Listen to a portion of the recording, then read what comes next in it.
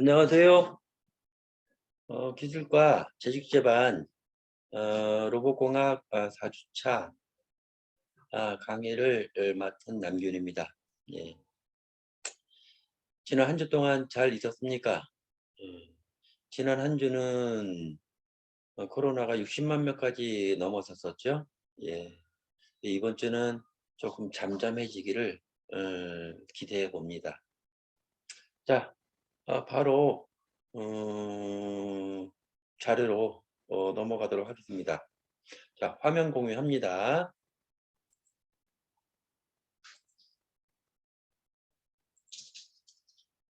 예, 이제 화면이 보일 겁니다.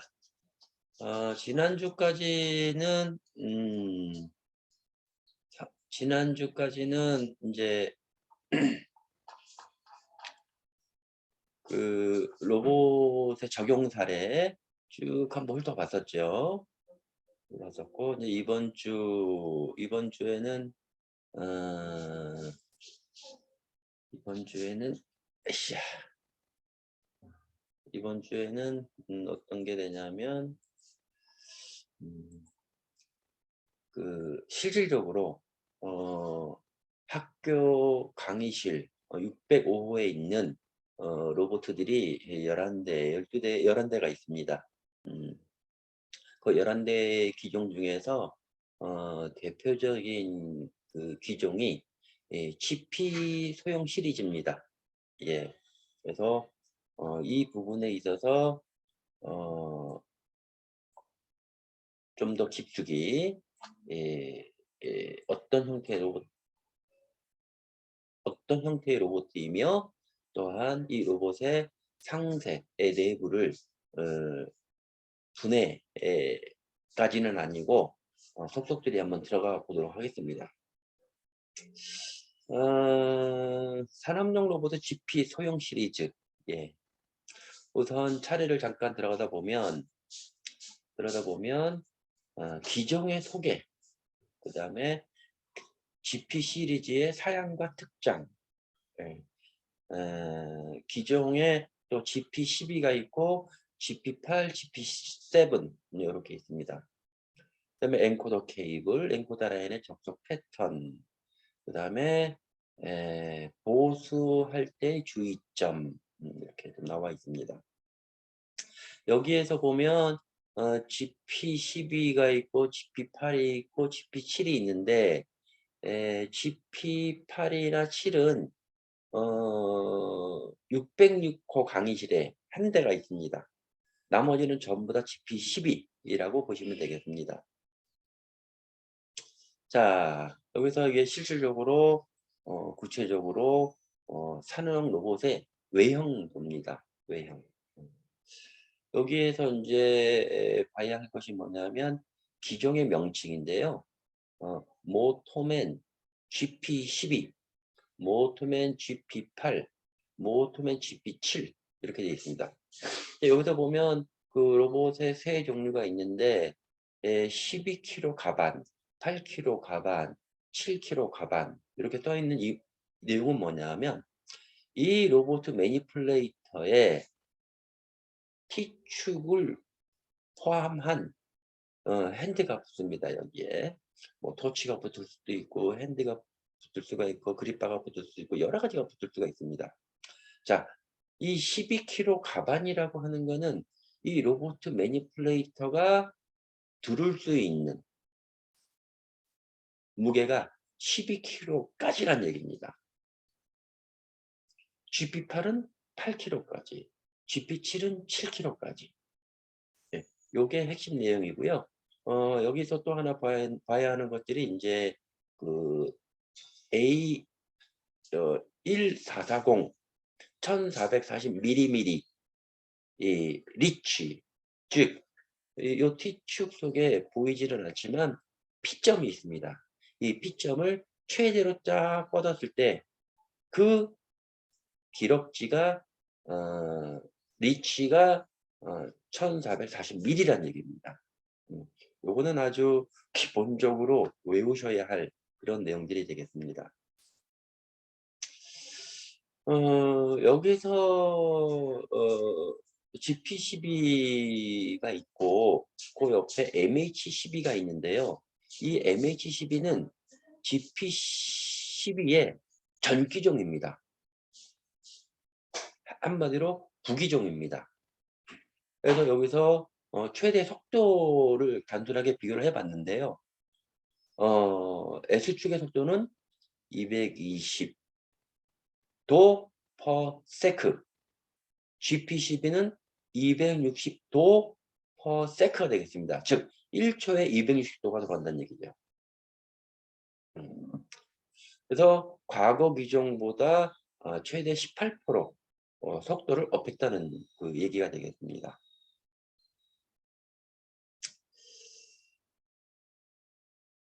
그리고 요 GP12의 컨셉이 있습니다. 어떤 컨셉이냐면 과거 기종보다 GP 시리즈는 요렇게 수직으로 서 있을 때 요 부분이 이렇게 아치 형태의 암을 채용했다는 얘기입니다. 즉 무슨 얘기냐면 요게 이렇게 직각으로 돼 있을 때는 요런 직각으로 돼 있다라고 가정을 해 보면 여기에 데드 스페이스가 나오게 마련입니다. 즉 간섭 영향을 최소화했다는 의미고요. 의미고 또한 주변 설비, 로봇 혼자만이 설치를 할 수 없고 주변 설비와 같이 연동을 해서 작업을 하는데요. 주변 설비하고의 간섭을 최소화했다라는 의미로도 말할 수 있겠습니다. 그다음에 특히 에 보호 등급이라고 여러분들은 알고 계실 거예요. 보호 등급이 인터내셔널 프로텍터라고 해 가지고 국제 보호 등급이 있는데요. 여기에는 어 손목축을 표준으로 해서 IP67, 즉 손목부의 이물질 침투 대책을 했습니다. 음. 그 이외에 뭐 IP58 뭐 IP65 여러 가지 그 등급이 있습니다. 어 즉 이물질의 많은 그 침투 대책을 어 갖추어져 있다. 강화했고 갖추어져 있다. 이렇게 이해하시면 되겠습니다. 그다음에 소형 기종의 GP8, GP7인데요. GP8은 606호실에 한 대가 혼자 어 앞쪽 화이트보드 쪽에 한 대가 놓여져 있습니다. 아 음 왜 8 킬로짜리를 굳이 이 개발을 했냐 하면 5 킬로짜리는 너무 작고 12 킬로짜리는 뭐 정해져 있고 그러니까 중간 기종을 8 킬로짜리로 가반 중량을 할 수 있는 GP8, GP7을 개발하게 됐습니다.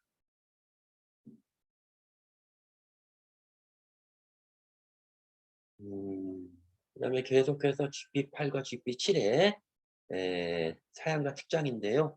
어 특히 이 요 S축 부분에서 S축 부분에서 어 선해축이 되겠는데요. 과거 기종 5 킬로짜리에 비교해서 어 선회할 때 즉 R이라고 표현을 하죠. 간섭 R을 과거 기종보다 최소화했다는 얘기입니다. 즉 요 밑에 나타난 것과 같이 에 과거 종래 기종 리치가 706 밀리인데 727 까지 리치가 나오게끔 개선을 했습니다. 그다음에 GP8, GP7에 대해서 옵션인데요. 옵션인데 에 요 부분, 요 부분이 인제 어떻게 되냐면 그 유축이 되겠습니다. 유축. 유축 어깨에 에 요 안에 솔레노이드 밸브를 내장시켰습니다. 단 유상 옵션입니다. 만약에 유상 옵션으로 하지 않고 일반 스탠다드라고 할 경우에는 요거는 내장은 안 돼 있고요. 요 위에 이제 그 탭이 나 있어서 솔레노이드 밸브 어세이를 외장으로 이렇게 설치해서 사용을 하고 있습니다. 음. 네, 요거의 장점은 내장화를 하다 보니까 주변 설비하고 간섭이 많이 줄어들고요. 그다음에 이 안에 그 기내 케이블로 되어 있다 보니까 외부 케이블과의 에 간섭도 단순하게 되어 있어서 쌈박한 컴팩트한 그 외형의 형태가 되겠습니다. 다음 문제 넘어가면 GP8, GP7의 계속된 그 사양과 특장인데요. 과거 규정에는 없는 유압의 케이블 배선 탭을 준비했어요. 지금 무슨 얘기냐면 케이블이 여기 이제 그 지나가게 되는데, 지나가는 이유는 T축에 핸들을 붙였을 때 실린더의 동작이라든지 또는 실린더의 리드 센서의 그 선이라든지 그런 부분 때문에 배선이 지나가게 됩니다. 요런 배선을 지나가기 위해서 요 부분 두 군데에다가 배선 탭을 준비했어요. 그러니까 한마디로 배선을 정리를 했다는 얘기입니다. 근데 인제 요렇게 이제 배선을 할 때도 좀 조심해야 할 부분이 솔직히 있습니다. 무슨 얘기냐면 요게 이제 R축인데요.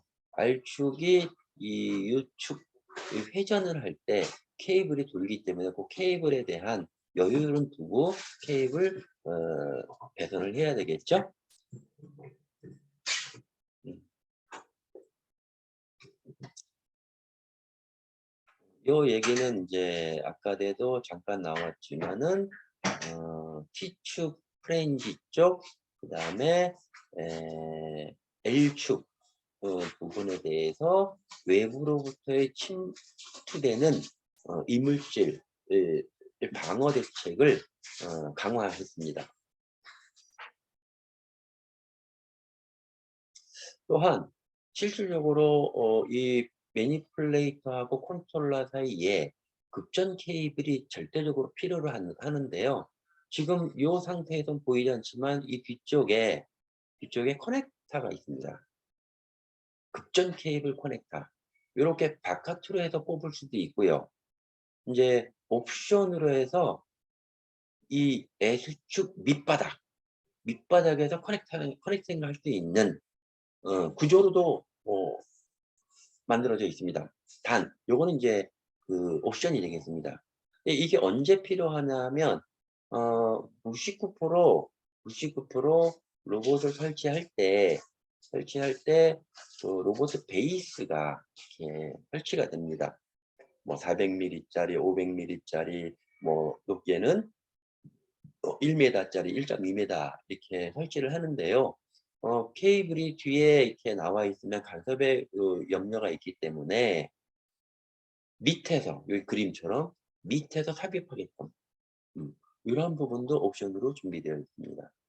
요런 방식은 이번 GP 시리즈에 에 처음으로 적용된 타입이 되겠습니다. 그다음에 인제 여기 있는 전체 내용들은 인제 그 카바류의 블투스를 그 감도를 좀 시켰고요.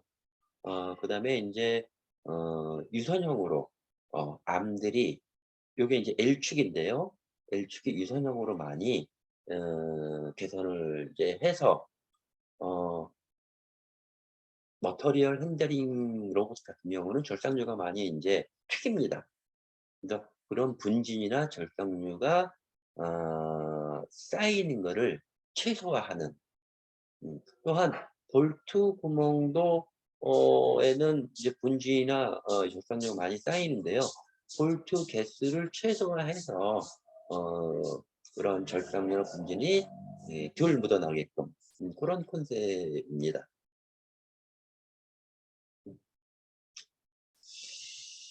그다음에 엔코더 케이블 쪽인데요. 엔코더 케이블은 이제 뭐냐 하면 어 이 로봇 본체에 그 AC 서버 모터가 6 개가 들어가 있습니다.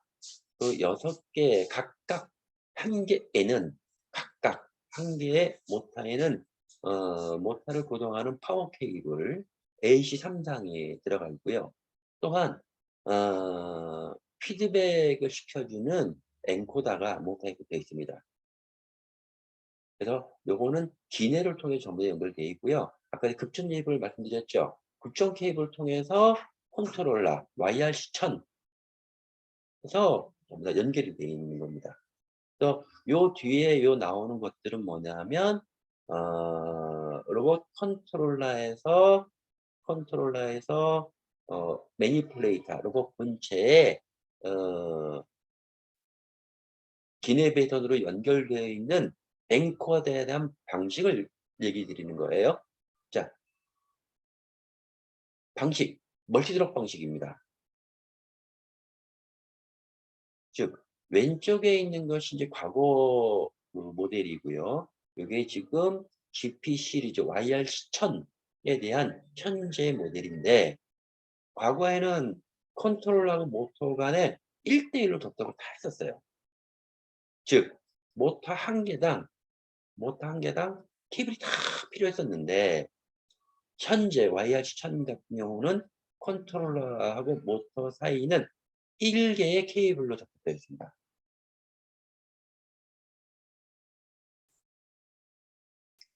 1 개의 케이블로 접속되어 있습니다. 1 대 N으로 되어 있다는 얘기는 뭐냐면 한 개 케이블로 해서 분기돼서 넘어간다는 얘기입니다. 어. 근데 여기서 인제 그 하나 예외가 있는데요. 이 로봇 6개 축 이외에 외부 축이 또 있습니다. 앞에서도 인제 배웠지만은 기본 유축에다가 옵션으로 해서 컨트롤러 내에다가 외부 3 축까지 가능합니다. 그거에 대해서는 종래대로 1대1 통신으로 대응을 하는 타입이 되겠습니다. 이거 엔코더는 접속 패턴인데요. 일단 여기에 전원 기판이 있다라는 거 고거만 그 하나 그 기억을 하시면 되겠습니다. 전원 기판인데 이 전원 기판의 파워 24 볼트에 5 볼트의 변화를 해 주는 역할을 하고 있습니다. 이 전원 기판 24 볼트란 얘기는 뭐냐면 컨트롤러에서 급전 케이블을 통해서 24 볼트가 와서 5 볼트로 변환을 하는 그 형태인데요. 엔코더 자체가 파워가 5 볼트이기 때문에 24 볼트에서 와서 5 볼트로 변화해서 공급을 해 주는데요. 컨트롤러하고 전원 기판은 왜 24 볼트냐면 거리가 멀다 보면 전압 드롭이 발생하는 경우가 많기 때문에 24 볼트로 공급을 해 주고 그다음에 5 볼트로 변환해서 엔코더 파워용으로 쓰는 겁니다. 음. GP12, GP87 개념은 똑같습니다. 그다음에 인제 보수할 때 주의점인데요. 어 요게 인제 뭐냐 하면 모터입니다. 모터. 그래서 어 모터에 요게 인제 인풋 기어입니다. 인풋 기어. 인풋 기어인데 여기 이면 가공이라고 되어 있는 게 뭐냐하면 과거 규정은 요 면이 그 한 면밖에 안 갖게 있었어요. 뭐 그렇다고 작업이 뭐 어렵지는 않았는데요. 근데 요 GP 시리즈부터는 요 면을 양쪽으로 이렇게 해서 몽키가 바로 잘 접촉되게끔 견고하게 붙잡을 있게끔 보수성을 쪼끔 향상시켰습니다. 근데 모터 교환 실질적으로 여기서 보수에 대한 내용은 2 학년 2 학기 때 별도의 과목이 마련되어 있습니다. 어, 단지 지금 이렇게 간략하게 설명하는 이제 이유는 요런 것들이 있다라는 그 정도의 레벨로 이렇게 생각하시면 되겠습니다. 모타 교환. 일단 분해를 해야 되겠죠. 그다음에 조립을 해야 되겠죠. 상세한 내용들이 있는데요. 이 정도만 알고 계시면 되고요. 그다음에 알충 모타 교환인데 여기 버니어 캘리퍼스죠. 모타 교환을 할 때 그 치수들이 있습니다. 지금 요거 같은 경우는 모타가 있고 그다음에 이제 이쪽에 이제 풀리 형태로 보시면 되겠죠. 예. 기어, 풀리 로 보시면 되겠죠. 요거 할 때 인제 취부할 때 높이가 18.43이 나와야 한다는 얘기죠. 아 그다음에 감속기 교환. 어 모타로 그 구조물 매니플레이트 직접 돌리기에서는 힘의 전달 즉 토르크가 많이 떨어지기 때문에 부족하기 때문에 이렇게 감속기를 사용을 해서 기구부를 회전시키거나 올리거나 내리거나 할 때 이 감속기를 많이 사용하는데요. 음 이렇게 그 요기 요런 것들 요런 볼트들 요런 볼트는 뭐냐면 특히 그 L축이나 이제 B축 같은 경우에는 감속기를 빼다 보면 암이 낙하를 해 버립니다. 낙하를 하기 때문에 에 요 개소에다가 빼기 볼트라고 하죠. 일본말 표현도 따로 있는데 여기는 빼기 볼트를 이렇게 표현을 했습니다. 네, 빼기 볼트를 해서 볼트를 다 풀었지만은 암이 떨어지지 낙하가 안 되게끔 이렇게 지지해 주는 역할을 하는 겁니다. 이제 뭐 베어링도 있고 여러 가지가 있는데요. 뭐 구체적인 내용들은 이제 2 학년 2 학기 때 좀 필요한 내용들이고요. 그다음에 여기에 인제 공구들이죠. 음 공구들. 음 끝단의 가공 뭐 이렇게 돼요. 그다음에 인제 ABSO 데이터 로봇의 원점을 데이터 백업하는 그 하나의 순서가 되겠습니다. 관계된 배터리가 있고요. 음 그다음에 인제 BT축 기내 케이블 교환하는 방법이에요. 어 그렇게 해서 매니플레이터는 이 정도로 해서 정리를 좀 했고요. 그다음에는 인제 그 매니플레이터를 움직이는 헤드쿼터 자 CPU가 있는 YRC 컨트롤러에 대해서 내용을 한번 보도록 하겠습니다. 어 자 우선 차례를 좀 들어가 보겠습니다. YRC 1000의 특징과 사양, 하드웨어가 있고요. 네, 소프트웨어가 있습니다. 그다음에 사양코가 있습니다. 크게 3 개로. 하나씩 인제 들어가다 보면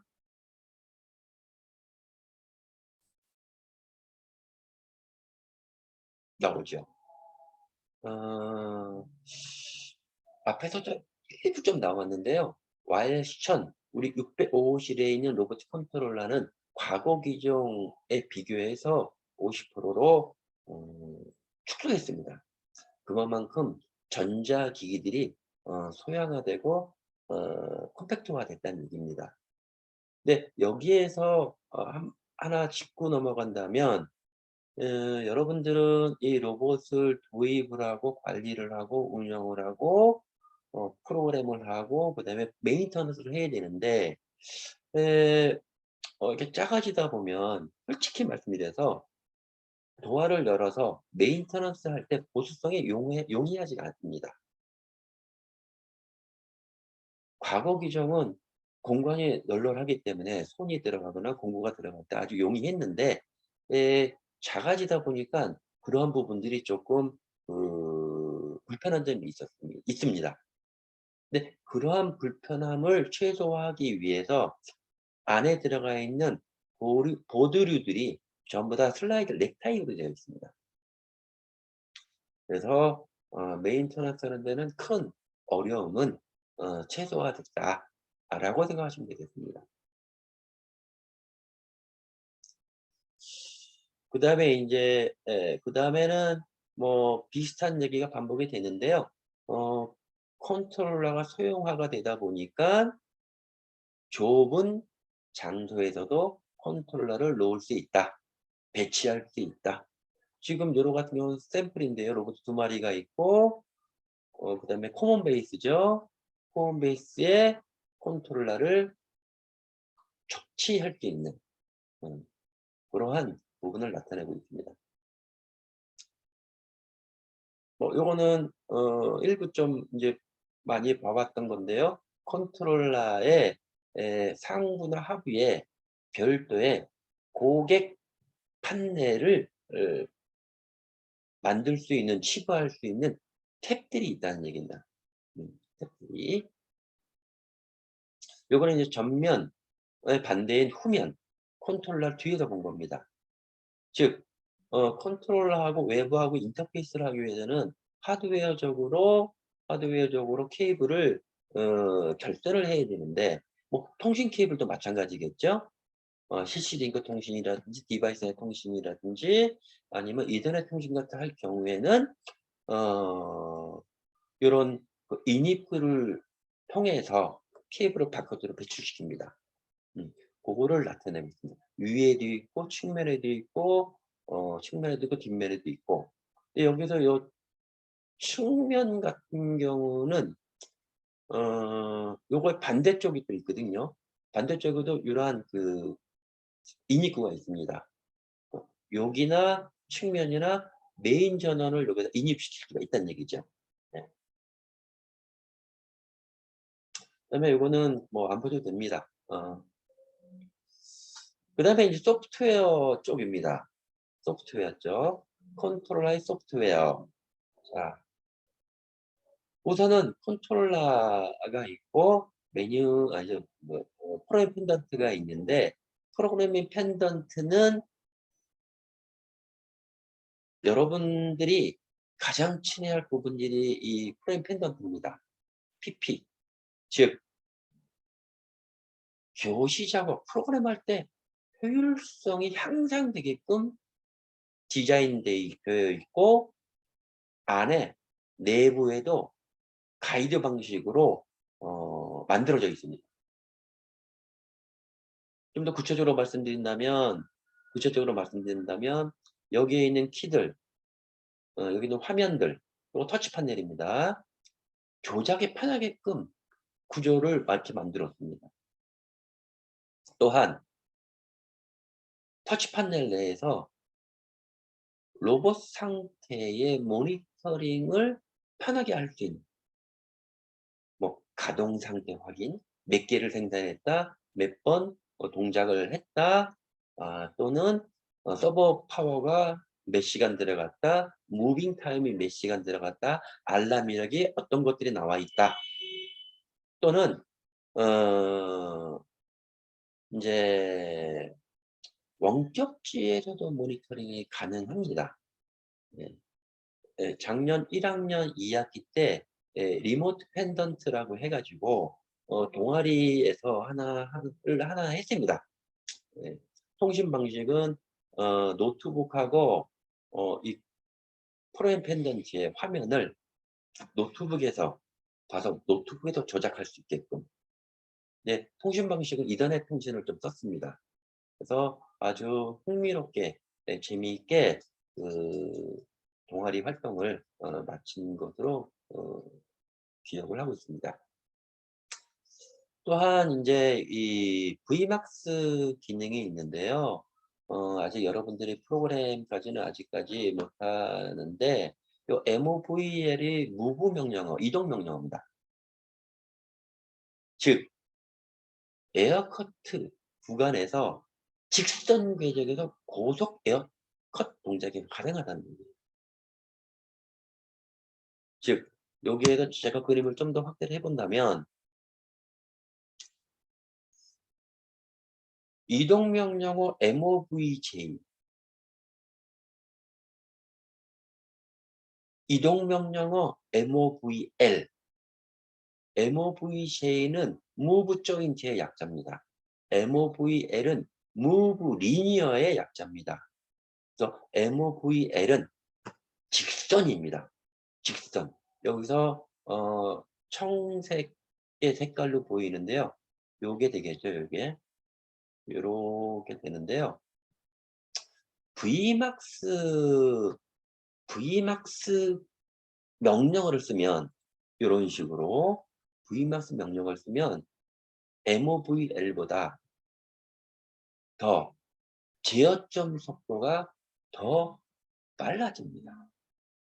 즉, 요 얘기는 무슨 얘기냐면 스택 타임, 사이클 타임을 감소시킬 수 있는, 즉 줄일 수 있는 하나의 요소가 되겠습니다.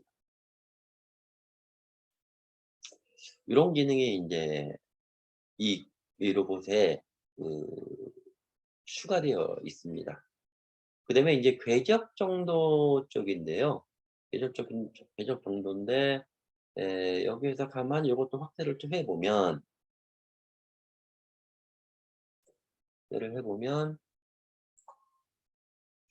자, 지령 궤적.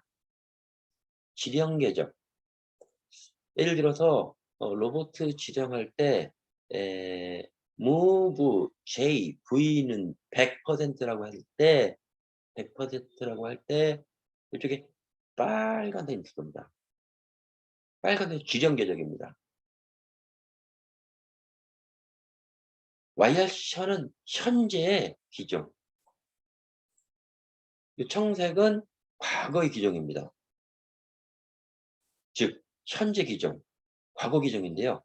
DX200 같은 경우에는 지령 대비 좀 차이가 좀 있죠. 근데 현재 우리 605에 있는 YH1000은 지령 궤적과 거의 가깝습니다. 이해가 안 되시는 부분이 있을지 모르겠는데요.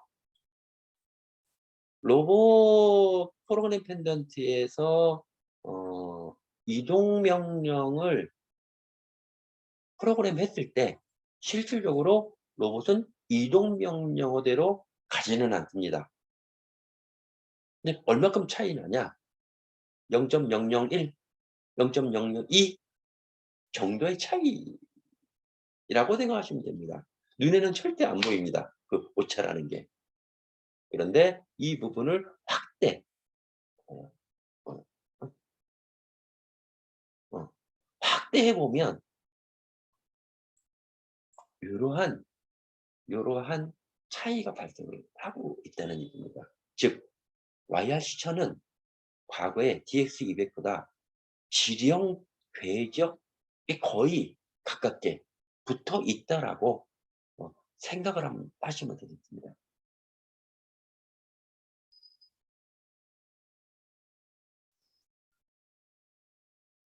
특히 인제 요런 거 같은 경우는 인제 뭐 직선에서 거의 붙어 있다고 보고요. 요거는 이제 곡선 궤적에서 인제 그 보여드리는 내용이 되겠습니다. 그다음에 인제 궤적 정도 향상이 되었다는 그 동화상을 좀 준비했습니다. 요거 잠깐 보시고 1 강의 마치고 10분 쉬었다가 2 강의로 들어가 보도록 하겠습니다. 한번 보시죠. 자, 지금은 어 테스트 운전 속도로 가는 속도입니다.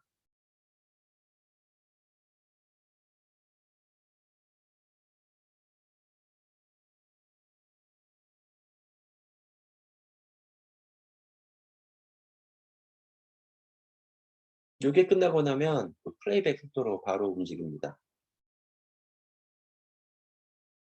즉 변함없는 높은 궤적 정밀도를 실현한다는 거를 여기서 보여주고 있는 겁니다. 자, 고속으로 들어갑니다.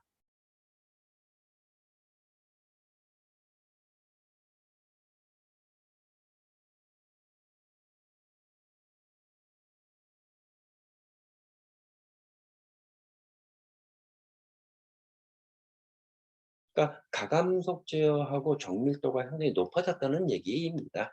즉 궤적 정도를 상당히 높게 실현을 했다는 얘기입니다.